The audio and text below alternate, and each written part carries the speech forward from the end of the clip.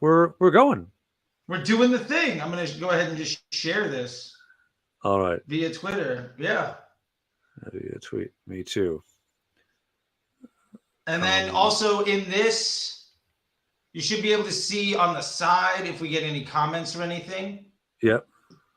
on the video chat. And then in the upper left hand corner, there's like a little eyeball next to where it says live and the time. And on that eyeball, you can see what platforms people are watching or listening. Uh, Interesting. so it's Facebook and YouTube right now, although it will also be live video. Yeah. So, you know, fun stuff. Yeah. So, I think my spoiler alert for how this talk is going to go is because I'm going to say, see who's right about Facebook ad targeting. The answer is we both are, but for different reasons. Uh, Okay, I like it. so we both are. So let's start about talking about. I think you're muted. There we go. There we are. I have my finger over All the right, mic. I'm Yeah. gonna mute my. I'm gonna just turn down the audio on my phone real quick, just so I'm not feeding back in both places. Oh yeah. And Good then when we point. get people coming in, I can turn that back up. Exactly. Cool. Alrighty. So we're in Look the at this. We're already show. getting questions via YouTube too, so this is great. And we will Awesome. get to it. Is the We'll king? get to it. Is the long live the king? Long with the king. So I think the first question Oh, you should unmute yourself on the Twitter space. I am. Oh, there you go. The There first we go. question. Hey there. The first question we should I think address is at the highest level. One of the reasons why you and I are coming at this from some very different viewpoints is that you're using Facebook as a tool to drive revenue and conversion on the platform, right? Like that's your primary use for Facebook ads. Am I correct about that? I would say yes. However, the better way that I would phrase it is I'm using Facebook to amplify existing business models by driving a higher volume of consistent quality or improving quality traffic into a profitable customer journey acquisition system. That is the very long-winded way of saying it. Basically, yes, but I look at growth and acquisition marketing as the acquisition of profitable customer journeys. And generally, I use Facebook ads and other paid media to acquire a higher volume of people into those journeys. So I would consider myself a farmer more than a hunter. Okay. Interesting. A farmer more than a hunter. So I consider myself more of a researcher than either.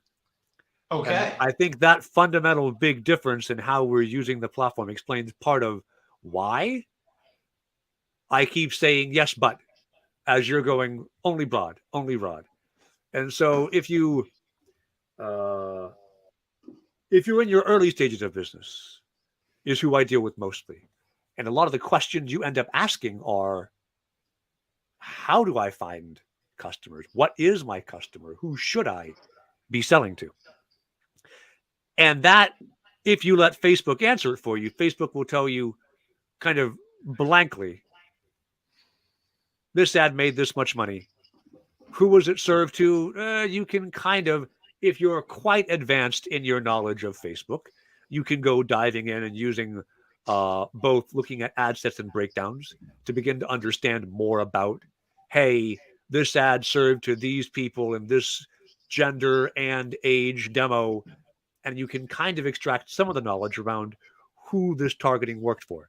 But you really can't see if I want to export knowledge from Facebook on what audience cared the most about what my ad had to say so that I know what events do I attend in the real world? What on Google search, how might I wish to write my ads to persuade a particular audience? Or how might I want to do in audience testing or buy a newsletter subscription and subsidize somebody to run ads in a newsletter, right? All this information you can't really extract from Facebook on broad. Yeah, I would agree.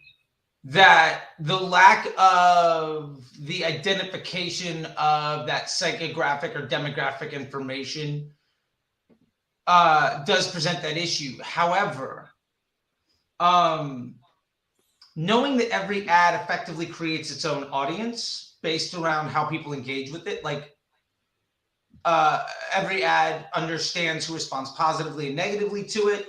Therefore, every ad goes and finds other people. Like if your ad gets shown to 1,000 people and 500 people love you forever, and the other 500 people will burn you at the stake if they ever see you again. The next 1,000 impressions, that audience is going to look a lot like the 500 people that loved you. And that compounding interest of an ad building its own lookalike audience will let you know that the ads you're using, you can identify the ads that are ultimately earning spend and contributing at a contributing to the delivery of a desirable CPA. Those are the ads that ultimately your messaging is most effective with. And so I would say the way that I could do that market research isn't necessarily in trying to discover what audiences work, but more what messaging appeals, and from that messaging, effectively infer the audiences that I'm using. And I also say that because I have a general mistrust around the accuracy of psychographic and demographic details that we see in behaviors of interest groups, primarily because there is no development team at Facebook that is updating that software, and there hasn't been for many years. Yeah, so it is like it is 5-year-old tech. agree. Yeah, that's fair. Interesting. I do see we have Joshua here hanging out. If we want to, let me see here. Can I guess ask, hey, Joshua, if you want to ask any questions, you should be able to just flag with, I think you can ask to speak, and I will be happy to give you a chance to ask us questions. We'll figure out how to make all the tech work. We're also streaming this live to Facebook and YouTube, so this is a complex, multi-headed hydra. But yeah, I think the video, you take Twitter, and we'll divide and conquer. We'll roll with that. I think one thing that I wanted to pull out from that is, so audience groups are definitely a bit of an aged, creaky device, or audience interest, I should say, aged, creaky device in Facebook. And that does add a certain level of suspicion to how accurately they target. That said, I have, over the last decade, had quite compelling results by using Facebook to relatively inexpensively answer the question of who cares about my product and what language persuades them. So, like, broadly speaking, and I mean, you're definitely a Facebook expert here too. Average click-through rate, which is usually a bad measure, right? Usually you shouldn't care about your click-through rates. You care about bottom-of-funnel conversion. But change how you think about Facebook for a moment. And if you don't have it as a system to drive revenue right now, but if instead you say, I have 3 billion people on this platform, and I can ask them all questions, and every ad that I run, once I segment it into an audience that I've controlled up front, I can now say, like for one client right now I'm doing, if I run identical ads to 20-year-olds and 40-year-olds who have an interest in a particular space, given that the interest targeting is wonky, I can see and can replicate a difference in the activation rates on ads for people in this space. And if I can see, hey, if I'm selling sports cars, it might do better to the 40-year-old crowd because they have money. It might do better to the 20-year-old crowd because they care more about image. And I wonder which one is true, and we can test and see. That right there, getting that information out and being able to say, hey, if I want to market to people who've liked the Lamborghini page or the Audi page or the McLaren page, and drive them into a sales funnel for a car dealership, for example, although I've never done this exact one. This gives me the chance to measure both interest rate at the top of the ad, and then once you come to my landing page, how likely are you to fill it out and go further? That right there, once I've learned that, I can export that knowledge over into any other channel I wish to export, right? Because Facebook has now told me these people this message. And what I've learned from these people this message applies to when I go to a live event and I want to think of who I want to meet at the event, or when I'm wondering about SEO, right? Who do I want to come to my website? All these questions are informed by Facebook as a very easy to pivot, very inexpensive channel for display advertising at big scale. So that's when you actually care about audience targeting. That's when you actually care about using upfront knowledge to inform what you're doing. Because you and I, it's like we both have an axe, right? And you can say this axe cuts down trees. Yes, it can. It can also be used to drive nails. And Sure. when you use it for driving nails, you don't care how sharp the edge is, right? So the difference in how you use the tool can completely change what you want to see out of the beginnings that have been used. So I see Matt and Josh, you are both here now as listeners. If you want to ask any questions, feel free to flag to speak, and I will figure out how to grant you access there. Well, I know we have a question here from YouTube, so maybe we can take that real quick, and then we'll let these guys come in. All right, is the king hey, here you go. He's like, hey, where are you at? And then he shows up with this lovely emoji face because we got him up here. All right, so he says, what do I do if my product is seasonal and I have $60,000 days in 3K months and 8K days in the other months? I mean, my opinion here, just to get a little bit, as an aside here for some executional piece, and then we get back to the targeting questions. But maybe we can frame this in sort of a way here, because I think this is a great way of looking at the audience insight, which is, I think, kind of where you were going with market research is, what is it about my market in these 3 months where I'm getting 60K? And what is it in my market in the other 8K? And then with that, how do I invest far more heavily in the 60? And then I would first off try to leverage my media budget to do a lot more in the 60K. And then do a lot of what you're talking about here, Trevor, with the audience insights and market research in those 8K a day months. And understand who are the people that are still holding on. And then understand how can I more aggressively invest into those individuals. Because one thing is to say, hey, spend more on 60K days and spend less on 8K days. Got it. But I always say, when it's uphill both ways in the snow barefoot with a giant backpack on, you got to get to school. That's the best time to test, because what works there is going to be at a tremendous advantage when it's downhill on a bicycle on a hot summer day. And like, if you can take advantage of that, then that is where I would lean. I don't know how you feel about that, but what do you think, Trevor? Yeah, I do agree. When you have the opportunity on the low demand months on your seasonality, like let's pretend you're talking about Christmas trees, right? Because that's, I mean, I doubt you do 8K a month in Christmas trees, but whatever, right? Like when it's not December, the sales are very, very bad. And also, though, nobody else is bidding, right? So that's the time when you can learn for cheap. Likewise, if you're selling, I don't know, Canada Goose winter coats, right?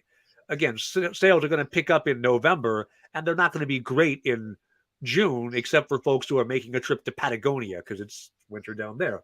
So finding the in the cheaper traffic and the lower traffic months, learning as much as you can.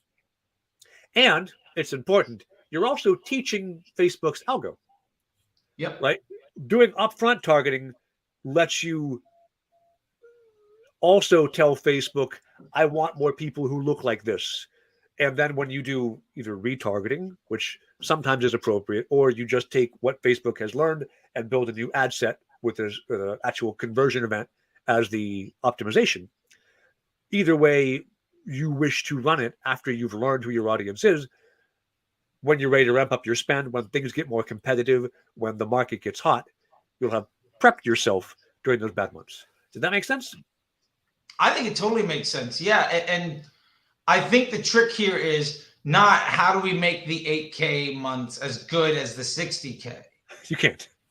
Yeah. The trick is how do we use the headwinds to identify the tip of the spear, the sharpest axe, to use your analogy from before, so that we can be more effective on those upsides.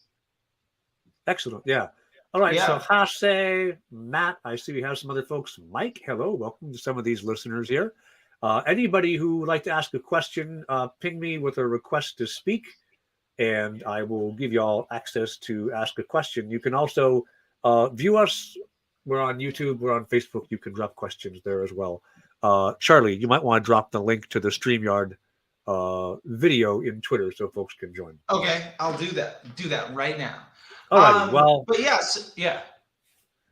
While Charlie is there you go. We have another question coming here from Elvis. I'll take a gander at it while you go share links. So how impactful is the Facebook page score in your performance? We have some competitors sabotaging us and lowering our score on purpose. So there's two sides to that question. And one is how much does it directly affect performance? And the other is how likely are you to get whacked by Facebook's algo for fraudulent ads, which I have found recently they've gotten really aggressive on low page scores, just banning ad accounts entirely. And for dumb reasons. Like I had a client that was in the moving space, right? Like pack up boxes and put them somewhere. And so the ads were pictures of boxes and things like, let's move you and store your stuff. And they got banned for inappropriate content. And I literally cannot fathom the reason, except their ad account was 1 day old. And so their score was so low that the algo saw one negative like rating on the post and went, bloop, you're done, right? Like that's one side of it. In my experience, the overall page score, provided you have a high enough score to not get instantly binned, doesn't have a tremendous effect on the ads. Very early on, it may affect your CPMs, but if your ads work well, Facebook wants to serve ads that do well. And if your ads are driving the action that you pay Facebook for, they will continue to serve those ads and bid more and more competitively as time goes by. What have you noticed, Charlie? Yeah, I think so. The page score is part of the advertiser score that Facebook brings in. Ultimately, the bid in the auction is budget. So how much money is that ad actually going to spend today? Budget is not what you put at the campaign level. It's what is the amount of work any ad has to do. Remember that every ad, I'm going to draw this out on a sheet of paper. So forgive me for those that are not watching, but I'm going to try to explain this as best I can. All right. Every ad, so the example here, we have an ad that is in the middle of a circle, a dot in the middle of a circle. That ad is in the middle of the circle. The further away you get from the center of that circle, the lower the match rate of that ad with having a high estimated action rate with that audience is. You generally have to move further away from the middle of that circle, depending on how much more money that ad has to spend. And as a result, eventually your ad crosses the threshold of that circle into the unknown outside of the lookalike audience. And that's where your estimated action rate depreciates so much that the cost per conversion or whatever it is that you're looking for ultimately becomes too high. That being said, that's part of the equation. The other part of the equation is, so it's budget, estimated action rate, and advertiser score. That page score, what I have found is it really matters in the hyperbole. So if you're if you are at like a 3.8, 4.0, and then you move to like a 4.5, 4.8, you will see a pretty big shift in the CPMs of your advertising. And it's not just the CPMs of your advertising. It also has to do with the placements that you get. Also, the same could be said for if it goes to like a 2.5 or something. Either way. And one thing I think people don't think about is that the placement of an ad on Facebook is tremendously important. And premium placements, what we would classically consider to be above the fold, that is lower cost inventory that is earned. So a brand that is doing, for instance, if you're doing if the estimated action rate and cost of your CPMs is very low, let's say you've got a really engaging ad that's working abroad and you've got a 4.8 page score. Odds are you might be the third piece of content when somebody opens up Instagram. It's like your sister, some brand you love, boom, here's an ad. Now that ad, not only is it far more impactful psychologically on the user with respect to the conversion funnel, but if that ad is something I don't want to see as a user, or is harmful to my, it causes me to consider leaving the app, it's also harmful to Facebook's business model. So when you are using targeting, or you have ads that are not any targeting, but when you are using targeting that's not a good match, or you are using ads that Facebook deems as being a liability to their business model, you're not going to be the third ad. You're going to be the ad that's 15 minutes into a doom scroll when somebody's like in traffic, or, you know, in the elevator, or on the toilet, or in bed, or something like that. Like, that is not only a very low quality impression so far as pushing forward some sort of consumer journey, but it's also way more expensive. That ad that's like the third thing in the feed might be $15 CPM, might be $10 CPM.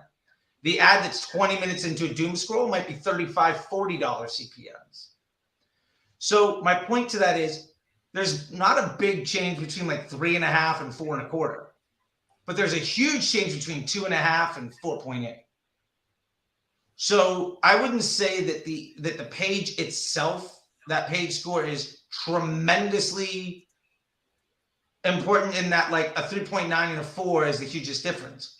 But I would say that the better that page score is, once you get hyperbolically outside like the bell curve, if you are doing better at that page score than your competition, odds are you are going to, even at broad, retarget bottom of funnel impressions from your competition. Somebody added a cart on Adidas, Nike, and Reebok.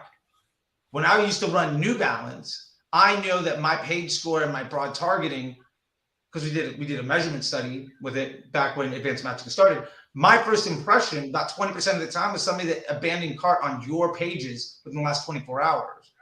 So that happened because my page score was really good and because my estimated action rate was really high. So I don't think it's the cause, but it is absolutely a piece of the puzzle. And if it's not good, it's going to be a lot harder to get other things going. So it won't get you started, but it can get you. It won't get you from standing still to a crawl, but it can get you from a walk to a run, if that makes sense. That makes sense. I do. I like that. That's well put together. I like Josh's question here. He just asked, I'm for interest targeting, Charlie is for broad. What would you guys argue if you were to switch places? So I actually very much like broad once you know what the hell you're doing.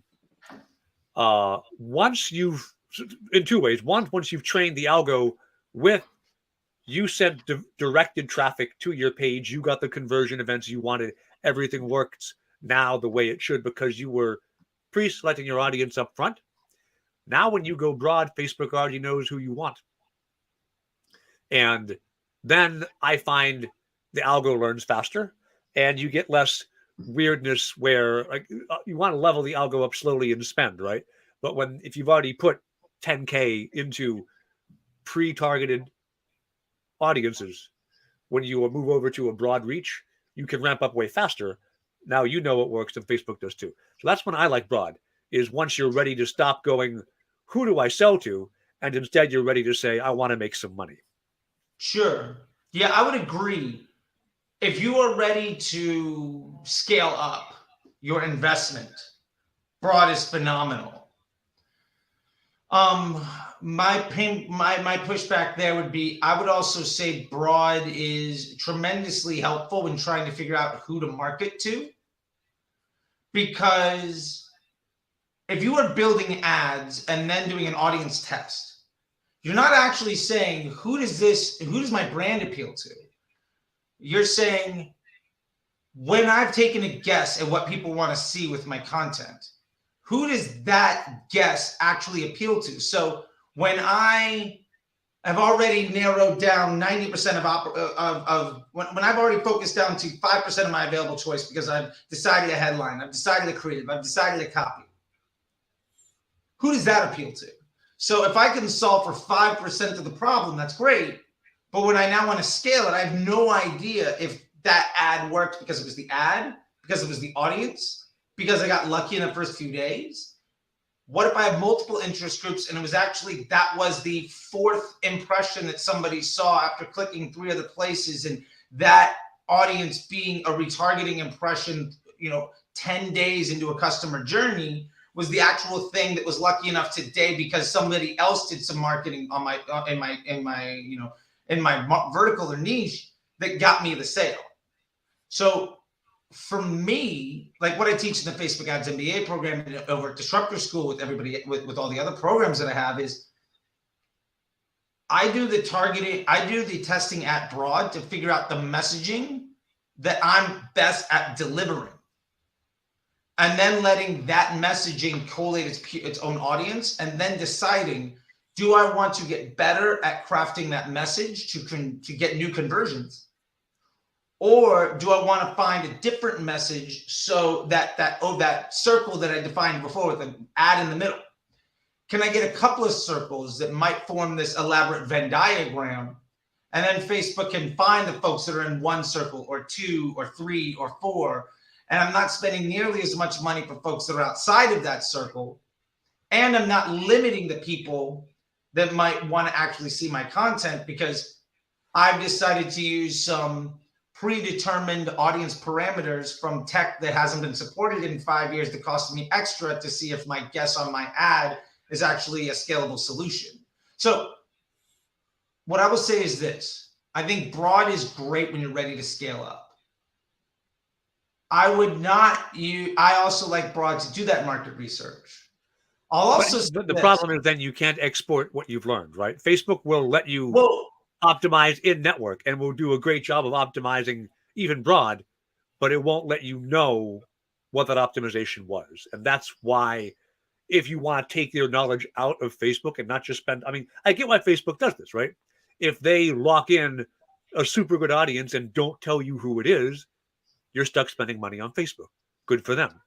But if I want to learn an audience and then use it elsewhere in my business, my only option is to say I have to use this tool in an unexpected manner to deliver the results I want to see. I guess so. I guess my pushback to that would be,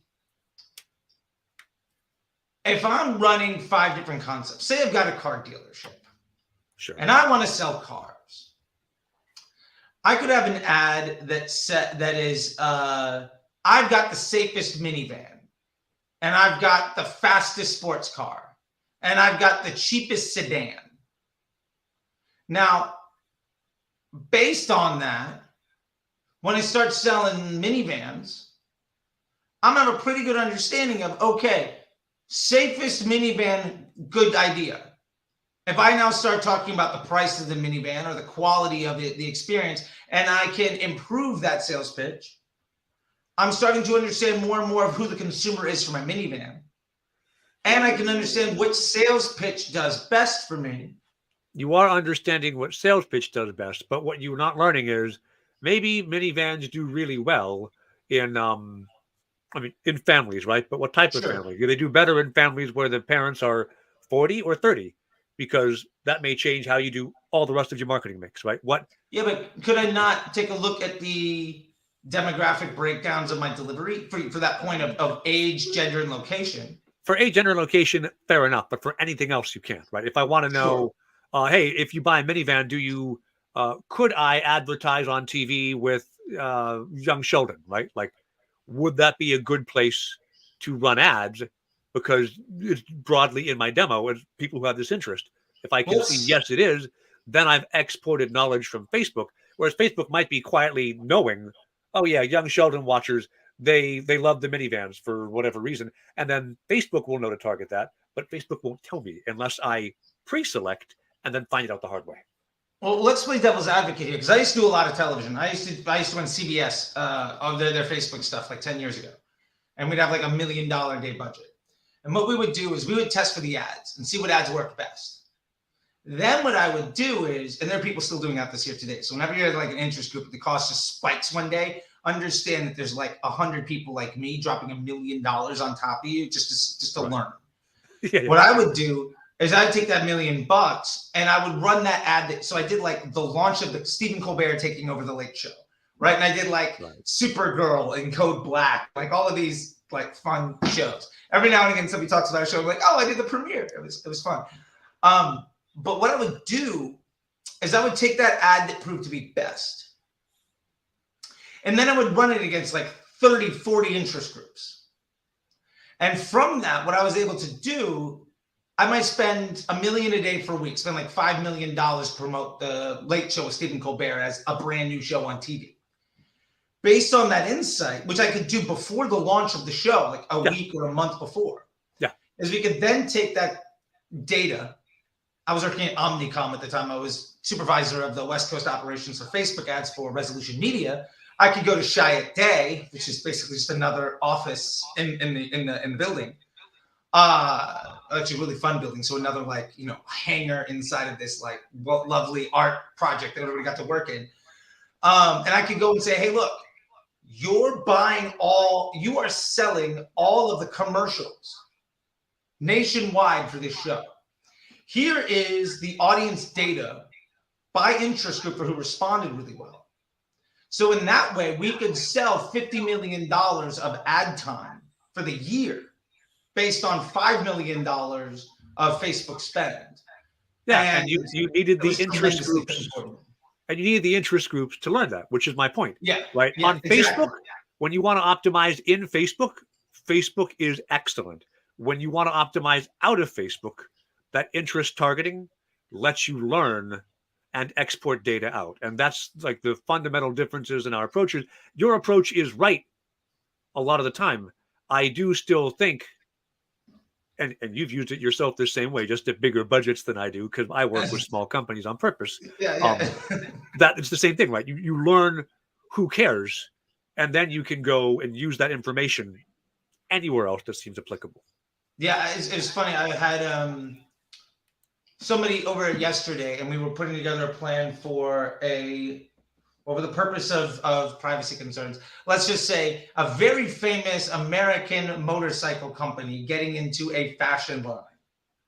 Okay, that's a very narrow audience. I think I know who we're talking about, but we won't name just names. NDAs. Got to be respectful, you know. I agree. I don't need to name drop, but like that's So our plan was basically what you're talking about in exact reverse, where we found the ads that worked. Then we used the ads that worked and said, this is what people are most receptive to. Now let's find the people who are most receptive to this messaging. Okay. Yeah. So that we can then go out of home and broadcast, etc. We had to plan like 7 million, but there's like a 30 million budget. How do we spend that other 23 million? Again, super high level. Obviously, I deal with numbers that a lot of people deal with, but like that is where I'm using that application. Gotcha. The other side of this, though, that I'm interested in your spot, and we're getting Elvis says that was really helpful. Thanks a lot. Thank you, Elvis. Is to bring back up Trevor's thing. I think a lot of people go into Facebook advertising before they know who their market is and before they know what product sells well. Yeah. And generally speaking, my advice to those people is don't. Because Facebook is really expensive. And what I mean by that is the exchange rate on your investment with Facebook versus other forms of growth and acquisition and revenue the exchange rate is far worse than search or what would you recommend? So my point is figure out a way that your business works. Right. Get the profitable customer journey acquisition machine figured out. Yep. Build your factory. Then get a bunch of work orders. Don't get a bunch. Don't say I'm going to make 10,000 widgets and then try to build the factory and then complain when it doesn't work. Okay. Does that make sense? So yes, like but a lot of times, my best advice why Facebook isn't working for people is because Facebook amplifies your business, and if you don't have a good business yet, you're just spending a lot of money to tell people that you're not ready for their business. But I both agree and disagree here, because one thing that Facebook is good at. So you mentioned SERPs, you mentioned email, right? So SERPs is quite expensive. SERPs is more expensive than Facebook, and email is slow. Cold email outreach, to do it well, you need 90 days to really get things spun up. What you get with Facebook, I talk about this a lot when I'm mentoring startups. And I am, by the way, we have a bunch of listeners I should also make sure to toss in. If you would like to ask a question, make a request to speak here in the Twitter space, and I will add you in. I have no idea how we'll get the audio into the YouTube channel. I guess I'll hold my phone up really close to the microphone. Yeah, just hold the phone to the mic. I used to do this back in Clubhouse all the time back in the day. Hey, you take the phone and you basically just do like one of these numbers here. I got phone. you. Put it on speaker. Hold it there. All right. So yeah, if anybody has a question, flag to speak. We'll be happy to invite you in. But so, what you get out of Facebook and what I teach startups, I'm the top rated mentor out of like 25,000 at Founder Institute, is you've got the wolf at the door, which is spending money, right? It is buying services, running marketing budget, whatever. You have the rat in the basement. It's time. It's spending time. It is losing time and energy and effort because you haven't learned your business yet. And Facebook is when you're running Facebook ads to answer business questions around who's my audience, what do I sell? You're spending money instead of time. And what you can do is in 90 days, you can run, I mean, in my case, I'm running 18 different experiments around audience. At the end of those 90 days, you've answered, what's my funnel? And then you're able to move, right? Now, I agree, it's spendy. It's 50 grand at least to get you there. If you've got the money and you don't have the time, like a lot of my clients, right, and a lot of startups out there in general, you've got 10 people on the payroll and you haven't got your product working yet. Like the product works, you haven't got the funnel to sell working yet. What do? So you can spend 6 months, which is going to be 200K in salary, and maybe answer it. Or you can spend a month or two and get that answer, spend 20, 30K, and then you're ready to actually take what you've learned there and apply on all your other channels. So that's the pushback is, yes, Facebook is expensive in money, but it is one of the most agile in terms of pivoting, and it's one of the fastest in terms of time because your volume is incredible. I have a client last week, I accidentally, because their CPMs were crazy low, I accidentally ran them an experiment with, I think they had a $250,000 impressions on like a $1,000 spend because their CPMs were crazy low. And that volume that Facebook can deliver, even when you didn't want that much volume, right, means the statistical relevance of the data you're gathering is almost unbeatable. I can do 10 customer calls maybe in a week, right? If I'm working real hard to hustle potential customer calls, I can get 10,000 or 100,000 points of data on which offer is most compelling in that same time frame, and which do you think is statistically less likely to lead me astray. So that's the trade-off there, right? Facebook is spendy, Facebook is fast. Facebook in-app remains, if you're only optimizing conversions in Facebook, remains one of the best channels, even in B2B. I just wrapped up a contract with the client. We were doing a modest spend to your standard. I think it was 10K a month. Hey, look, I know I have large numbers of numbers. Not all of my spend, by the way, is that there's a lot of people that have like come to my program. They're spending $50 a day. Right. I just happen to be, my specialty is taking folks from scale up to exit. Right. Not getting people from, I can't get you from standstill to crawl. That's what I do. From like a walk to a full-on sprint. Got you. I'm standstill to crawl guy. That's the part of business that interests me. Which I love. And that's why I think this is so valuable for people to understand the differences in how we look at things. Yeah. So that for them, they were doing 10K a month. They were doing, I think, 25 a month on LinkedIn. And they were spending like $750 a lead on LinkedIn. Right. And they were happy because their ACV was 5 figures, whatever. Facebook which you don't usually see. This was an HR tech company. You don't usually think, hey, I want to go do B2B sales on Facebook. A lot of people don't think that, although I'm sure you know better. We were getting like $80 CPL, so 10% the cost on a 10K a month spend, and then moved over to Pinterest and got even cheaper because HR tech, where do you find 30 to 50-year-old women? Pinterest. CPMs there are even cheaper than Facebook. But we validated market, we validated the creative on Facebook, and then Pinterest, which is a less sophisticated advertising tool, we knew what was going to work. Off we went to the races, right? Like that can work very, very well as well to get you from, I'd say, a crawl to a walk. They were not quite standstill to crawl.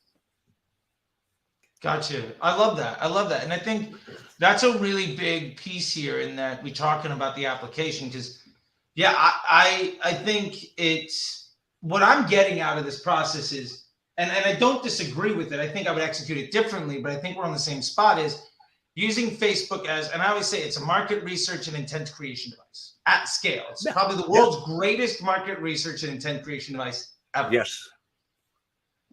Awesome. We're building a foundation here. I love it. This is great.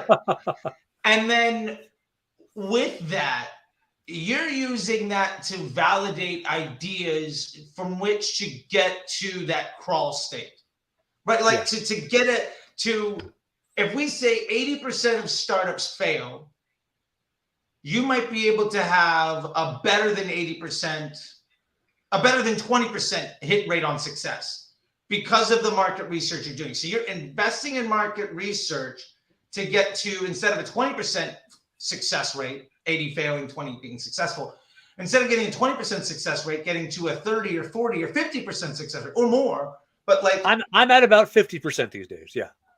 That's fantastic. So you have a 2.5x better success rate by doing this. Yes. And then you're going from that to the broad because you understand what's happening. So you're using interest groups, which is a very interesting use case. And I think it makes sense. I don't know that I would execute it the same way, but I like the overall thinking of let's do market research to understand how to get a higher success rate in a startup to get to the point of scale, and then adopt broad and go straight into it to scale what we know works. Yes, precisely. Got it. Yeah, for me, I think when I say I would do things slightly differently, because I totally buy into what you're doing and I like it, I would rather do wide scale concept-based testing around creative, specifically so that I can understand what creative concepts work, and from that infer the audiences through like stuff like what Sarah Levinger teaches with consumer psychology and many other great women and men in the space that are using that feedback, that data analysis a lot better than I am. I'm a data person. I cannot infer intent. My brain works a lot differently. I'm so happy that I know good people like that. Sarah also has a course in Disruptor School, not to be completely shy or whatever, but there we go. Not to be, trying to be a mensch. Anyway, using that analysis of the creative that works to then identify these psychographic and behavioral and demographic pieces of information with which to then go after, I guess, to then go after additional marketing. I guess my point is, my issue that I have, number one, is I feel like the validity of the data that I'm getting from an interest group, for me, is I know that if I put an ad at broad and it works, I can trust that it works. If I put an ad in an interest group to say that that interest group is effective, I've got a lot of caveats that I have to check off my list. And that's sort of my view to this, if that makes any sense. So that why I'm a little suspicious on that. And then also, yeah, I when I'm talking about the exchange rate or the cost, I'm talking about how much does it cost to make money when you understand how to sell something. You're saying Facebook is far cheaper because in order to understand that on Google is and I agree with you, is phenomenally more expensive because it's an intent monetization platform, Yes. not a market research device. Yes, I agree. That's a great way to put it. I guess the only difference is instead of using targeting to understand who likes my content or who I can sell to, I would rather market test with my sales pitches and lean into what's effective. And then from that, extrapolate out how to marry these wins into other channels if I want to go that far. Because I guess the last point that I realized that completely exists in my head and I didn't say is if we're just starting out to see if we can make a business work and we're doing interest group testing on Facebook to understand our audience. Yeah. With the intent that we're going to take that and go to other platforms. I don't find that most brands need to go more than like don't need to leverage that other platform intent until way down the line. And at that point, their brand might evolve, the messaging might evolve, or the interest, the information that you get through business intelligence might already give you that answer anyway. That's fair. Other platforms can include, right? What content do I write and post to Facebook and LinkedIn? What does my website say? How do I do customer onboarding emails? What product do I? I've got a client right now. They're what can I say? They're a very large financial institution in Asia, which is a rare client for me. But they have a brand new startup they launched without the success they wanted to see. And so we're relaunching it, which is why they came to me, because they're like, hey, new positioning. And they don't know yet how to prioritize their roadmap. And part of what this is telling them, the experiments we've run for them, is here is who wants what you're selling, and here is the features they care about most. We did by now it's like 36 different ways of targeting creative message audience, because fundamentally you've got to solve three things for go-to-market, right? Who's your audience? What is their problem? What do you offer to fix? And by doing that with a quite complex matrix of different solutions and different audiences, we're able to find two or three that statistically outperform against all the rest.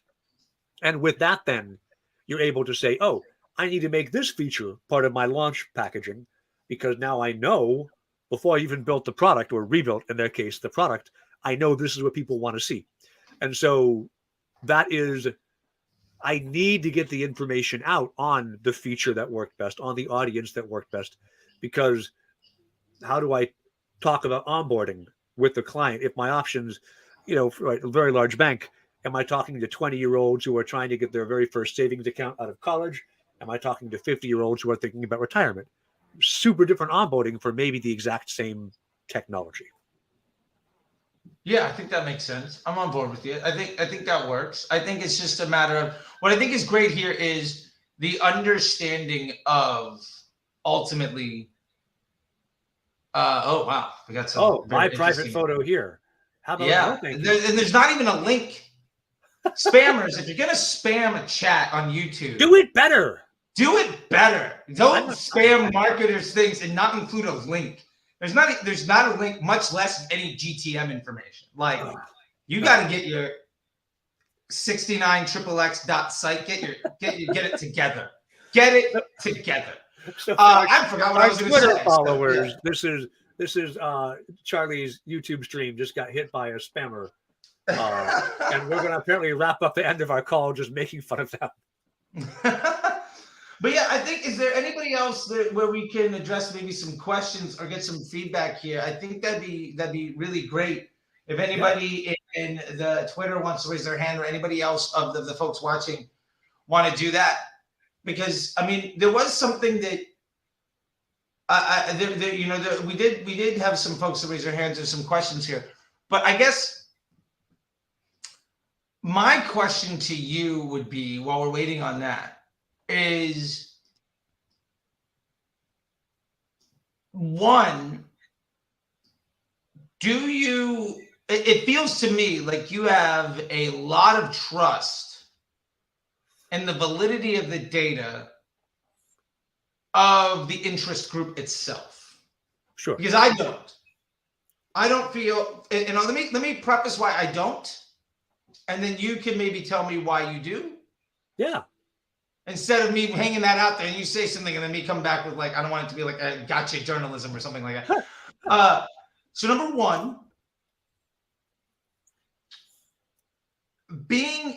talking about something, so being in an interest group theoretically defines that you've liked a page, you've talked about something, you've been to websites where that metadata is included, your spending behavior according to your taxes and your credit cards includes certain stuff, your location data on your phone, all of that fun stuff.